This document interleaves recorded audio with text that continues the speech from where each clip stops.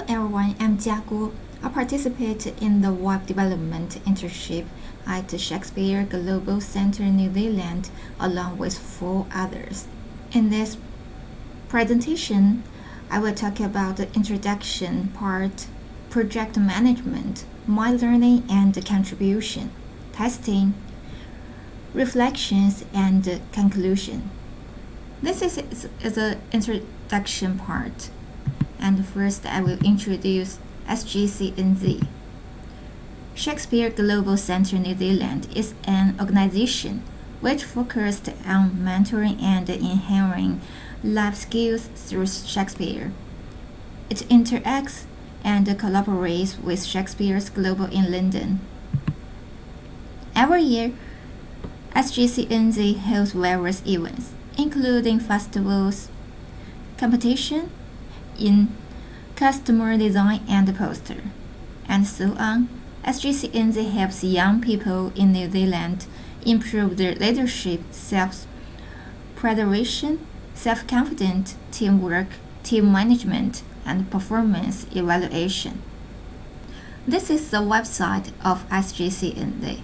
It's an art website, so their main functions are information part, instructions, donations and sponsorships, social network, and other functions are history, social media, and other organizations. And then let's introduce our roles.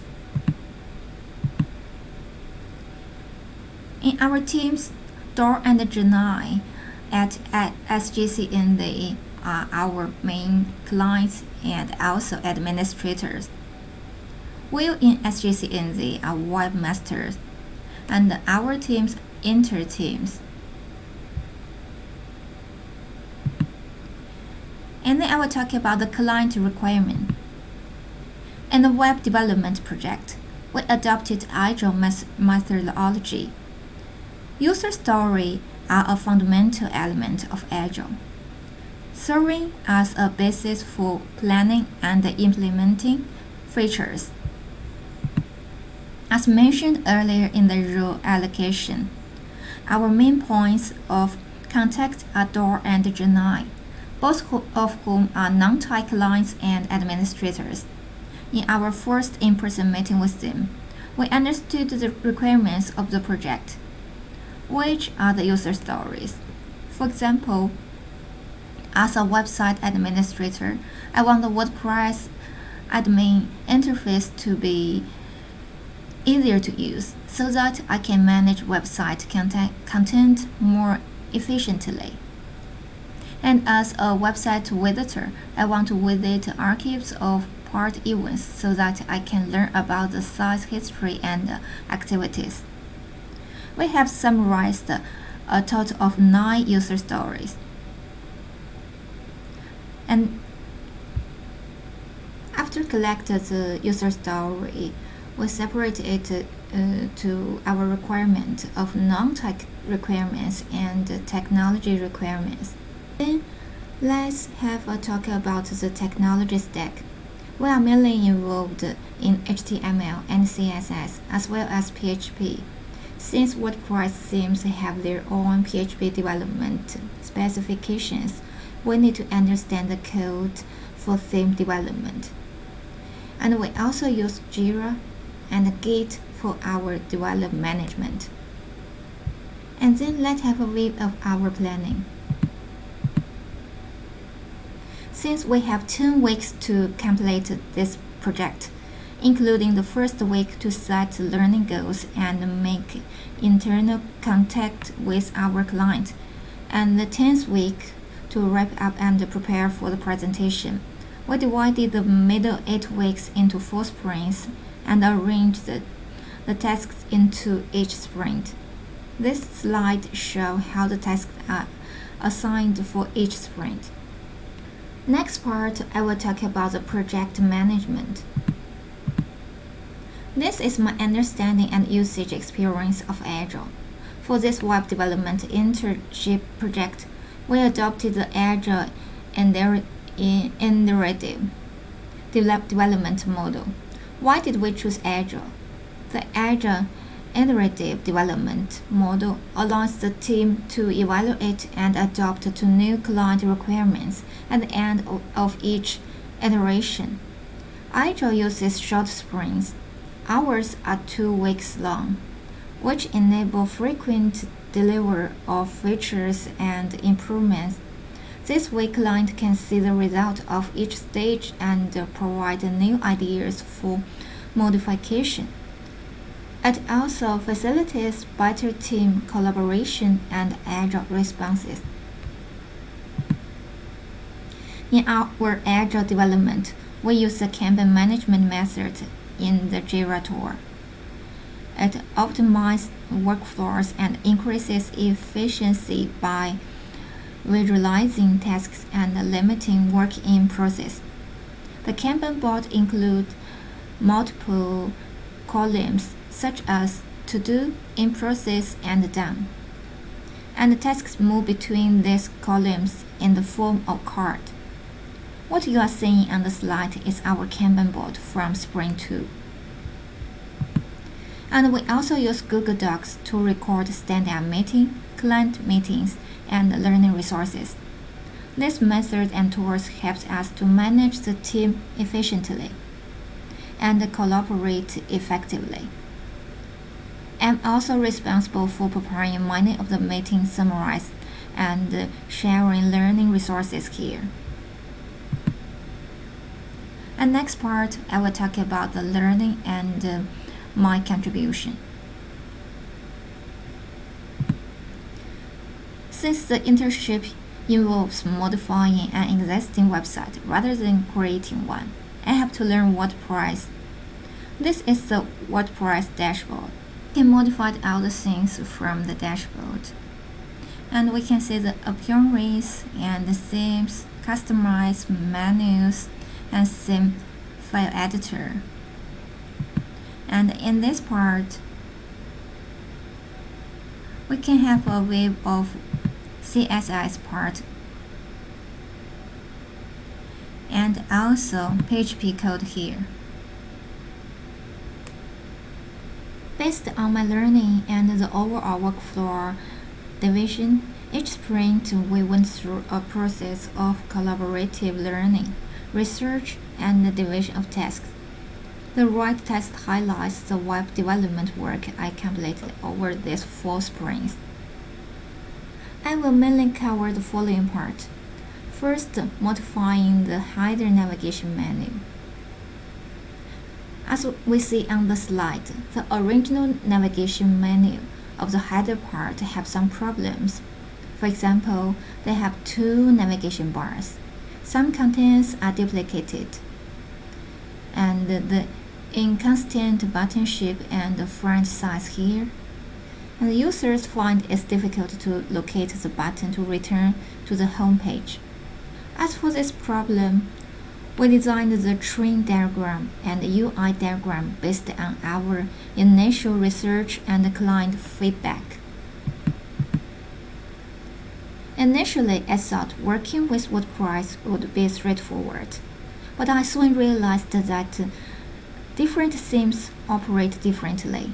The current theme we are using doesn't have many drag and drop features, and a lot of the content is repetitive and poorly organized. When I delete one on the top bar, it still appears on the page, and it showed up as garbled text. I needed to locate the source code to understand the class names and modify the CSS style. This required me to understand WordPress the coding rules. With the experience gained from 1 week's learning, I understood how WordPress source code is in our.css. Therefore, for this issue mentioned above, I was able to quickly identify the root causes and resolve them. Due to the addition of some navigation content, I need to add links to navigation menu. However, these links cannot be added through the Navi-in customize. Instead, I locate where to modify menu navigation link within WordPress dashboard. Further study of W3C led me to discover that by modifying menus in the appearing section, I can directly add page links to the navigation menu. This provides the direct link and allowed customers of link content as well. In this part, I also did debug work. Multiple people worked on the CSS at different times, which led to other CSS changes being overridden and becoming ineffective. By further study CSS, I learned about CSS specificity and ultimately resolved these bugs. After modifying the header, we merged some duplicate navibars and adjusted the shape and the font size of the button. And the user can click Home button to home page. In the section coding part, I want to talk about the modification of alumni and the program's HTML page. For the original HTML page, all the content was placed on a single page, with each article separated by a horizontal line. According to this user story, this made it very difficult for users to find specific articles. Through my study of WordPress, I discovered another way to publish content using posts. After learning and comparing pages and posts, I summarized the following key points in this development. The comparison is as follows. The post can be, for example, posts can be organized using tags and categories, but pages cannot. And the post cannot be embedded within a page. After discussing and confirmation with the client, it is very necessary to change pages like alumni and programs from page to post. And this is the method of modify post through WordPress. First, choose post categories, and we can create new categories or choose the existing categories, and then we can choose add new post,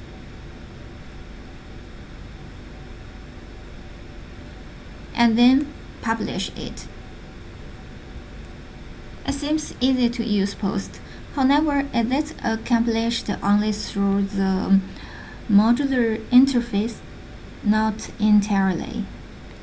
After I completed publishing the post, I found that some predefined formats and content could not be modified. It was still necessary to review the PHP code for debugging. For example, on the slide, the original alumni page had a title, but on the modified post page, some titles disappeared or had incorrect names. So I found the archives.php file in the theme file editor at WordPress.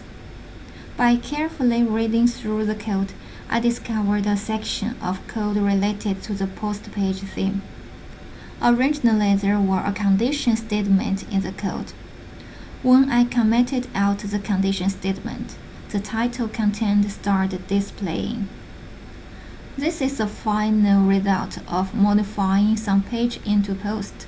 We can see the title here and each post here. The next part I will talk about testing.